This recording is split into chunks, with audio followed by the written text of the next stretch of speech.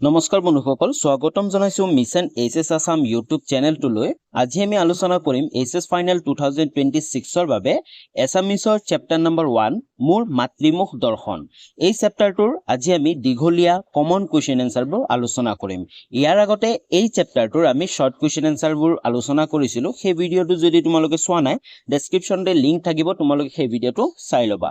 যদি এতিয়ালৈ চেনেলটো সাবস্ক্ৰাইব কৰা নাই তেতিয়াহ'লে চেনেলটো সাবস্ক্ৰাইব কৰি লোৱা আৰু লগতে বেল আইকনটো প্ৰেছ কৰি অল কৰি ৰাখা। আমি আৰম্ভ কৰো। প্ৰথম কুৱেশ্যনটো চোৱা। 1 নম্বৰ কুৱেশ্যনটো হৈছে মাতৃমুখ দৰ্শন শব্দ দুটাৰ জৰিয়তে লক্ষ্মীনাথ বেজবৰুৱাই প্ৰকৃতাৰ্থত কোনগৰাকী মাতৃৰ মুখ দৰ্শন কৰা কথা কৈছে। বন্ধুসকল, যদি তোমালোকে পাৰ্ট 1 ভিডিঅ'টো চাইছিলা তেতিয়া তোমালোকে গমে পোৱা কোন মাতৃমুখ দৰ্শনৰ কথা কৈছে, আৰু তাৰ লগতে কুৱেশ্যনটো দিছে যে কোন ঠাইৰ পৰা তেওঁ মাতৃমুখ দৰ্শন কৰিবলৈ আহিছিল।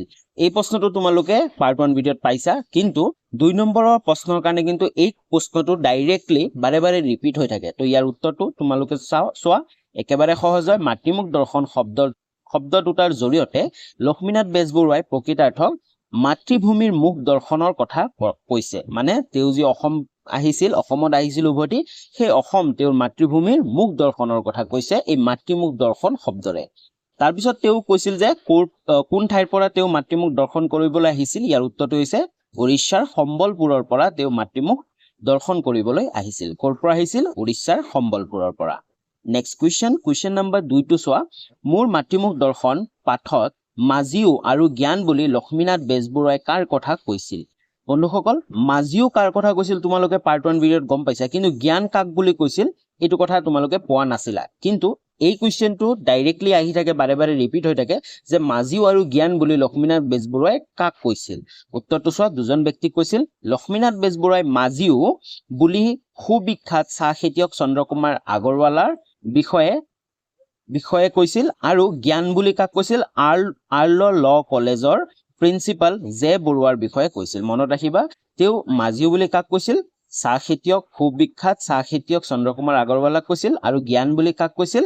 আৰ্ল ল কলেজৰ প্ৰিন্সিপাল জে বৰুৱাক কৈছিল। অ'কে, মনত ৰাখিবা, বাৰে বাৰে আহি থাকে প্ৰশ্নটো।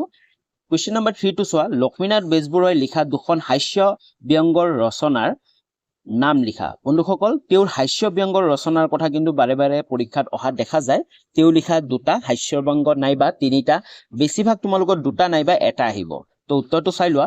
লক্ষ্মীনাথ বেজবৰুৱাই লিখা দুখন হাস্য ব্যংগৰ ৰচনা হ'ল কৃপাবৰ বৰুৱাৰ কাকতৰ টোপোলা আৰু কৃপাবৰ বৰুৱাৰ উভতনি। বন্ধুসকল, মনত ৰাখিবা, তেওঁৰ লক্ষ্মীনাথ বেজবৰুৱাই লিখা দুখন হাস্য ব্যংগৰ ৰচনা হৈছে কৃপাবৰ বৰুৱাৰ কাকতৰ টোপোলা আৰু কৃপাবৰ বৰুৱাৰ উভতনি। বন্ধুসকল, লক্ষ্মীনাথ বেজবৰুৱাৰ কথা কিন্তু বহুত প্ৰশ্নত অহা দেখা যায় প্ৰতিটো বছৰতে, আৰু তেওঁক এই হাস্য ব্যংগৰ বাবে তেওঁক এটা উপাধিও দিয়া হৈছিল। কি উপাধি দিয়া হৈছিল সেই প্ৰশ্নটো বাৰে বাৰে আহি থাকে। সেই প্ৰশ্নটো আমি আলোচনা কৰিম, তাৰ কাৰণে তোমালোকে ভিডিঅ'টো চাই থাকা। নেক্সট কুৱেশ্যন নম্বৰ 4 টো চোৱা। লক্ষ্মীনাথ বেজবৰুৱাৰ গুৱাহাটী ভাল লগাৰ 3টা কাৰণ উল্লেখ কৰা। এই প্ৰশ্নটো তোমালোকে চাব পাৰা। Important question, very important question, কাৰণ প্ৰশ্নটো অলৰেডি আগৰ বছৰতো আহিছিল। 16 নহলে 17ত আহি গৈছিল, কিন্তু এই বছৰ অহাৰ বহুখিনি সম্ভাৱনা আছে। তো উত্তৰ চোৱা। লক্ষ্মীনাথ বেজবৰুৱাক গুৱাহাটীত ভাল লগা 3টা কাৰণ। তোমালোকক হয়তো 3টা কাৰণ নিদি 2টা কাৰণ দিব পাৰে। অ'কে, কাৰণ আগৰ বছৰ যেতিয়া আহিছিল তেতিয়া 2টা কাৰণ লিখিব আহিছিল। চোৱা, তোমালোকে 3টা কাৰণ কি, তোমালোকে গোটেই 3টা কাৰণে মনত ৰাখিবা, কাৰণ হয়তো 3টা কাৰণো লিখি দিব পাৰে। ক নম্বৰটো হৈছে প্ৰাকৃতিক সৌন্দৰ্য। ব্ৰহ্মপুত্ৰৰ মাজৰ উমানন্দ, কামাখ্যা, অশ্বক্ৰান্ত আদি অলেখ অতুলনীয় প্ৰাকৃতিক সৌন্দৰ্যৰে গুৱাহাটী ভৰপূৰ। এইসমূহে লেখকক আনন্দ দিছিল। হয়নে? প্ৰথম তেওঁৰ ভাল লগা কাৰণটো কি আছিল? প্ৰাকৃতিক সৌন্দৰ্য। কিয়? কাৰণ ব্ৰহ্মপুত্ৰৰ মাজৰ যি উমানন্দ, কামাখ্যা, এইবোৰ কি আছিল? অতুলনীয় প্ৰাকৃতিক সৌন্দৰ্যবোৰে তেওঁ কি কৰিছিল? মন মোহিত কৰিছিল। তাৰপিছত খ নম্বৰটো হৈছে, দ্বিতীয় কাৰণটো হৈছে ঐতিহাসিক উৎকৰ্ষ। ঐতিহাসিক উৎকৰ্ষ কেনেকুৱা? চোৱা, গুৱাহাটী বিভিন্ন ঐতিহাসিক স্থানেৰে ভৰপূৰ। এইবোৰে তীৰ্থস্পৃহা পলুৱাব পাৰে। হয়নে? আৰু বিভিন্ন ধৰণৰ কি আছে? তীৰ্থস্থানবোৰ আছে, আৰু যিবোৰে কি কৰে? তীৰ্থযাত্ৰীসকলক তীৰ্থস্পৃহা পলুৱাব পাৰে। এই ঐতিহাসিক স্থানসমূহৰ বাবেও গুৱাহাটী লেখকে বৰ ভাল পায়, আৰু এই ঐতিহাসিক স্থানবোৰ কাৰণে লেখকে মানে লক্ষ্মীনাথ বেজবৰুৱাই গুৱাহাটীখনক বহুত ভাল পায়। আৰু 3 নম্বৰ গ নম্বৰ কাৰণটো আছিল প্ৰাচীন জ্ঞান গৌৰৱৰ গৰিমা। কেনেকুৱা? চোৱা, গুৱাহাটীত থকা বহু প্ৰাচীন স্থানে প্ৰত্নতাত্ত্বিক প্ৰাচীন জ্ঞানৰ দুৱাৰ মুকলি কৰি মনত বিস্ময় জগাই দিব পাৰে। এইবোৰ এইবোৰৰ বাবে গুৱাহাটীৰ লেখকৰ বৰ আদৰৰ তো বিভিন্ন ধৰণৰ প্ৰাচীন যিবোৰ স্থান আছিল স্থানবোৰ বা জ্ঞান গৌৰৱৰ দুৱাৰবোৰ আছিল সেইবোৰ কি কৰে মুকলি কৰি মনৰ বিস্ময় জগাই দিব পাৰে আৰু এইবোৰ কাৰণে কি হৈছিল লেখকৰ মানে লক্ষ্মীনাথ বেজবৰুৱাৰ গুৱাহাটীখন আদৰৰ আছিল ওকে তো তোমালোকে এই তিনিটা মনত ৰাখিবা বুজি পাইছা নেক্সট কুৱেশ্যন আগবাঢ়ো কুৱেশ্যন নম্বৰ 5 টো চোৱা লক্ষ্মীনাথ বেজবৰুৱাক কটন কলেজৰ ছাত্ৰসকলে কিদৰে অভিনন্দন জনাইছিল বন্ধুসকল এই প্ৰশ্নটো ভেৰি ইম্পৰ্টেন্ট হয় এই প্ৰশ্নটো আগৰ বছৰ বহুত আগত আহিছিল কিন্তু এই বছৰ অহাৰ বহুখিনি সম্ভাৱনা আছে এই প্ৰশ্নটো তোমালোকে ধুনীয়াকৈ মনত ৰাখিবা একেবাৰে সহজ হৈ মনত ৰাখা মই ধুনীয়াকৈ বুজাই দি আছো চোৱা গুৱাহাটী অহাৰ পিছত কটন কলেজৰ ছাত্ৰসকলে গধূলি সভা পাতি বেজবৰুৱাক নিমন্ত্ৰণ কৰিছিল আৰু সভাত তেওঁলোকৰ একোজনে খুৱালাকৈ ইংৰাজী আৰু অসমীয়া ভাষাত ভাষণ দিছিল মনত ৰাখিবা কটন কলেজৰ ছাত্ৰসকলে কেনেকৈ মানে কিদৰে অভিনন্দন জনাইছিল গধূলি মনত ৰাখিবা গধূলি সভা পাতিছিল আৰু বেজবৰুৱা দেৱক নিমন্ত্ৰণ কৰিছিল আৰু সভাত তেওঁলোকৰ একোজনে কি কৰিছিল খুৱলাকৈ ইংৰাজী আৰু অসমীয়াত ভাষণ দিছিল তাৰপিছত চোৱা কোনোৱে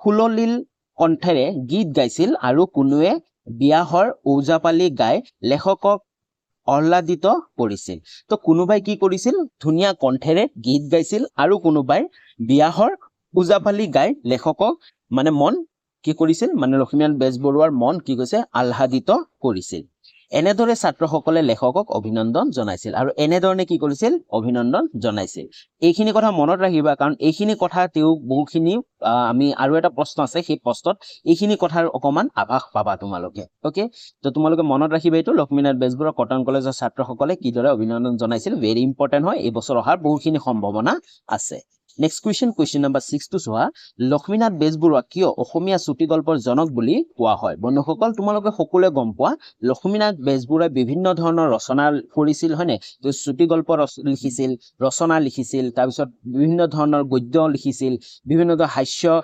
ব্যঞ্জৰ ৰচনা লিখিছিল তো তেওঁৰ কিন্তু এই প্ৰশ্নটো বাৰে বাৰে অহা দেখা যায় যে লক্ষ্মীনাথ বেজবৰুৱা কিয় অসমীয়া চুটি গল্পৰ জনক বুলি কোৱা হয় হয়নে আমাৰ বহুত প্ৰশ্নটো আহে অসমীয়া চুটি গল্পৰ জনক কাক কোৱা হয় তেতিয়া আমি লিখিব লাগে লক্ষ্মীনাথ বেজবৰুৱা তেওঁক এই চুটি গল্পৰ জনক বুলি কিয় কোৱা হয় উত্তৰটো চোৱা লক্ষ্মীনাথ বেজবৰুৱাৰ নেতৃত্বত জোনাকী আলোচনীৰ জৰিয়তে অসমীয়া সাহিত্যত ৰমন্যাসৰ ধাৰা বৈ বহে জোনাকীৰ পাতত তেওঁৰ দ্বাৰা ৰচিত চুটি গল্পবোৰ অসমীয়া চুটি গল্প সাহিত্যৰ শুভাৰম্ভ ঘটায় আৰু তাৰ বিকাশৰ পথ প্ৰশস্ত কৰে তো তেওঁ কি আছিল আমি আকৌ আৰু এটা বস্তু জানো জোনাকী আলোচনীৰ কি আছিল তেওঁ জোনাকী আলোচনীৰ লগত জড়িত হৈ আছিল হয়নে আৰু তেওঁ কি জোনাকী আলোচনীৰ দ্বাৰাই তেওঁৰ যি এই চুটি গল্পবোৰ আছে এই চুটি গল্পবোৰ সাহিত্য শুভাৰম্ভ ঘটায় আৰু তাৰ বিকাশ পথ প্ৰশস্ত কৰে এই মহত্বপূৰ্ণ অৱদানৰ বাবে বেজবৰুৱাক যথাভাৱে অসমীয়া চুটি গল্পৰ জনক বুলি স্বীকৃতি দিয়া হয় আৰু তেওঁৰ যে এই চুটি গল্পৰ যি তেওঁ জোনাকীৰ দ্বাৰা প্ৰকাশ কৰিছিল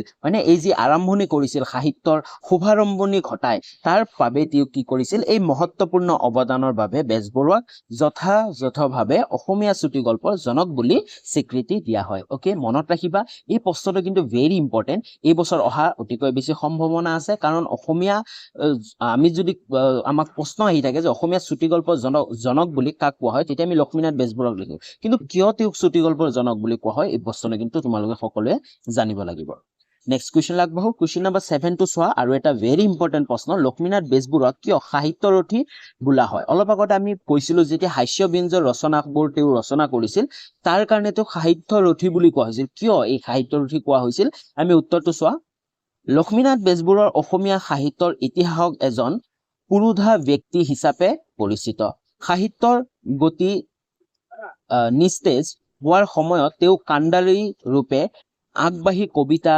নাটক উপন্যাস চুটি গল্প প্ৰবন্ধ হাস্য ব্যংগৰ জীৱনী আত্মজীৱনী আৰু তত্ত্বমূলক গ্ৰন্থ আদি নানা শাখাত অসাধাৰণ অৱদান আগবঢ়াই অসমীয়া সাহিত্যৰ ভঁৰাল সমৃদ্ধ কৰে হয়নে আমি সকলোৱে জানো লক্ষ্মীনাথ বেজবৰুৱাই বিভিন্ন ধৰণৰ কি কৰিছিল তেওঁ ৰচনা কৰিছিল বিভিন্ন ধৰণৰ কিতাপ লিখিছিল যেনে তেওঁ কাণ্ডালী ৰূপে আগবাঢ়ি নাটক কবিতা নাটক উপন্যাস চুটি গল্প প্ৰবন্ধ হাস্য ব্যংগ তাৰপিছত জীৱনী আত্মজীৱনী তত্ত্বমূলক গ্ৰন্থ বিভিন্ন ধৰণৰ গ্ৰন্থ তেওঁ কি কৰিছিল লিখিছিল আৰু এইবোৰৰ ফলত তেওঁ কি কৰিছিল অসমীয়া সাহিত্যৰ ভঁৰাল সমৃদ্ধি কৰে হয়নে তাৰপিছত চোৱা তেওঁৰ প্ৰতিটো ৰচনাত থকা নিমজ শৈলী আৰু সাহিত্যিক সৌন্দৰ্যই তেওঁক এক বিশেষ স্থানত অধিষ্ঠিত কৰিছে তেওঁৰ যি এই ৰচনাবোৰ আছিল এই ৰচনাবোৰত থকা নিমজ শৈলী আৰু সাহিত্য সৌন্দৰ্য তেওঁ কি কৰিছিল এটা বিশেষ স্থানত তেওঁ মানে এজন বিশেষ স্থানত অধিষ্ঠিত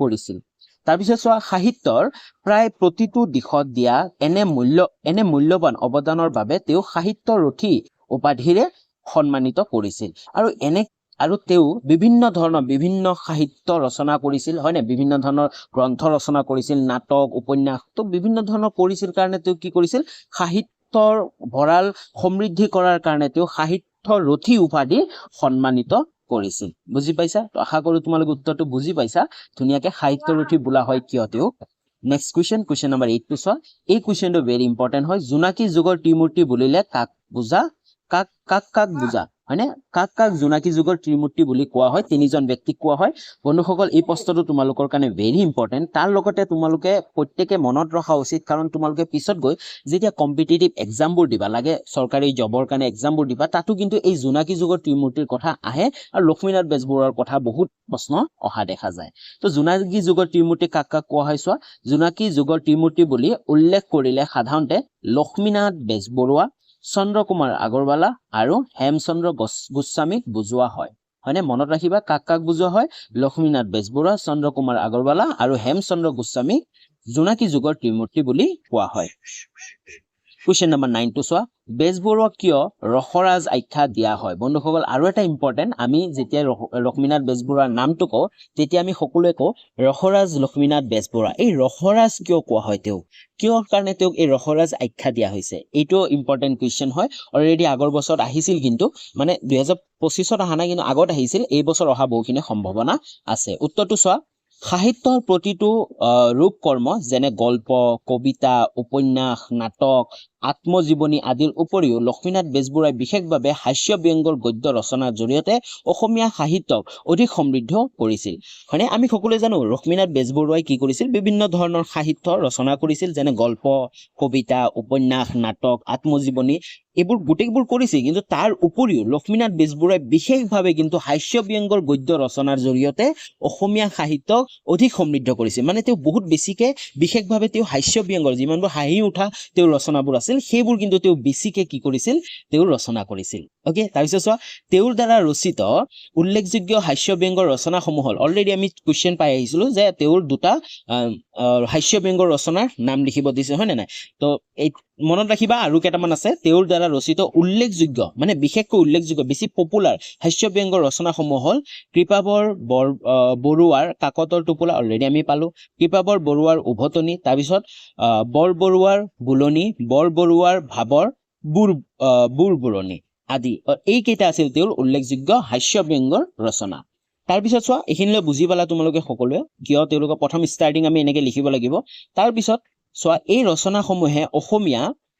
পাঠকক বিমল হাস্যৰসৰ স্বাদ দিয়াৰ লগতে পেটৰ নাৰী ডাল কৰিছিল কি কৈছে যে এই তেওঁৰ ৰচনাবোৰ যিমানবোৰ আছে অসমীয়া মানে ব্যক্তি এজনক কি কৰে ইমান হাস্যকৰ আছিল ইমান হাস্যকৰ সোৱাদ পোৱা গৈছিল যাৰ কাৰণে কি হৈছিল মানুহৰ পেটৰ নাৰী ডাল হৈছিল মানে ইমান হাস্যকৰ আছিল বুজি পাইছা তাৰপিছত চোৱা এইবোৰ ৰচনাৰ মূল উপজীৱিকা আছিল বেজবৰুৱাৰ নিমজ গদ্যশৈলী আৰু অতুলনীয় উপস্থাপন কৌশল আৰু এই ৰচনাবোৰ যে ইমান হাস্যকৰ হৈছিল মানুহৰ পেটৰ নাৰীৰ ডাল কৰিছিল তাৰ মেইন কাৰণটো কি আছিল মূল কাৰণ আছিল বেজবৰুৱাৰ নিমজ গদ্যশৈলী তেওঁৰ এই যি গদ্য লিখাৰ তেওঁৰ যি শৈলী আছিল আৰু অতুলনীয় উপস্থাপন ক'ত কোনটো ঠাই লিখিব লাগিব কেনেকে উপস্থাপন কৰিব লাগিব তেওঁৰ এই বস্তুটো অপাৰ তেওঁৰ কি আছিল তেওঁৰ এই শৈলীবোৰ আছিল মানে তেওঁৰ এই বেনিফিট বোৰ আছিল বুজি পাইছা তেওঁৰ এইবোৰ আছিল তাৰপিছত চোৱা তেওঁৰ হাস্য ব্যংগৰ ৰচনা কেৱল ৰসৰ সংস্থান নহয়